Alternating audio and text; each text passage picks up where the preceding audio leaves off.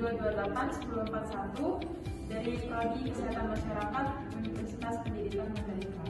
Dan saya Ilmu Presma Maulida NIM 2281039.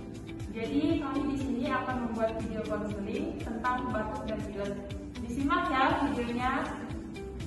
Selamat siang Mbak, ada yang bisa saya bantu hari ini? Saya ingin melakukan konsultasi tentang penyakit yang saya alami beberapa hari ini. Kalau boleh saya tahu penyakit apa yang sedang Anda alami? Saya mengalami batuk dan pilek sudah beberapa hari, semingguan sepertinya. Sebelum kita mulai konseling, saya ingin mencatat sedikit tentang identitas Anda. Bisa dibacakan namanya siapa? Nama saya Ilmu Presma Maulida. Umurnya berapa? Umur 20 tahun. Pekerjaan?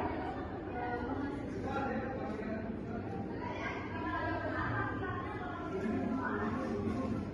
Nah, jadi kan kedatangan Anda ke sini untuk melakukan konsultasi terkait penyakit yang Anda alami, yaitu batuk dan pilek kan?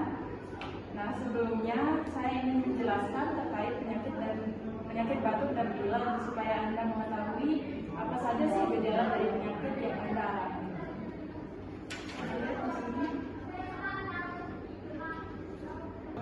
Jadi Mbak, penyakit batuk dan pilek adalah penyakit saluran pernapasan yang umum yang biasanya disebabkan oleh infeksi virus seperti virus influenza atau rhinovirus.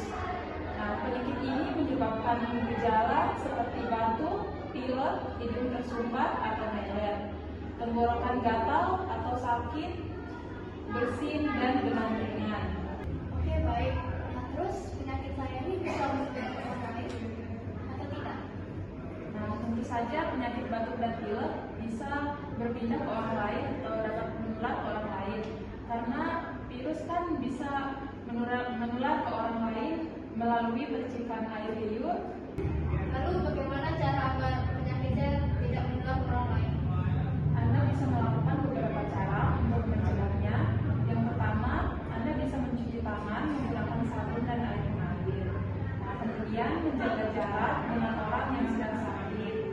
Nah, kemudian yang ketiga, gunakan masker saat berada di tempat umum. Selanjutnya, menjaga kebersihan lingkungan serta meningkatkan daya tahan tubuh. Apakah saya perlu melakukan pemeriksaan ke dokter?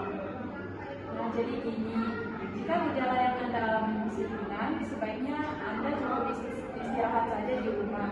Namun, jika penyakit Anda menimbulkan gejala yang lebih buruk seperti demam tinggi, sebaiknya Anda langsung saja periksakan ke dokter. Oke, lalu bagaimana cara agar cepat sembuh?